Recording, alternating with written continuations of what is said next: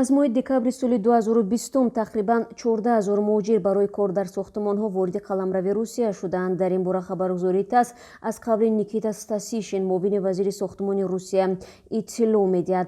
Стасишин гуфтааст, нирӯи корӣ асосан аз Узбекистон, Тоҷикистон ва Қазоқистон ба пойтахти Русия, вилоятҳои Москав, Амур, Ленинград, Сахалин, минтақаи Красноярск ва ҷумҳурии Татаристон сафарбар шуданд. мақомдори рус афзудааст, бинобар маҳдуд будани вуруди шаҳрвандони хориҷӣ ба Русия, ба онҳо аз 40 ширкати сохтмонӣ барои ҷалби муҳоҷирон дархост ворид шудааст. аз ин миён дархости 10 ширкат тасдиқ гардидааст. муовини вазир мегӯяд, муҳлати умумии баррасии дархостҳо аз 7 то 10 рӯзро ташкил медиҳад. ёдовар мешавам, ки 30 январ нахустин гурӯҳи 170 нафарии муҳоҷирон аз Душанбе барои кор ба вилояти Иркутски Русия интиқол ёфтанд. вазорати кишоварзии Русия низ аз ҳукумати ин кишвар хостааст, ки вуруди муҳоҷиронро барои иҷрои корҳои мавсимӣ дар саҳро иҷозат бидиҳад.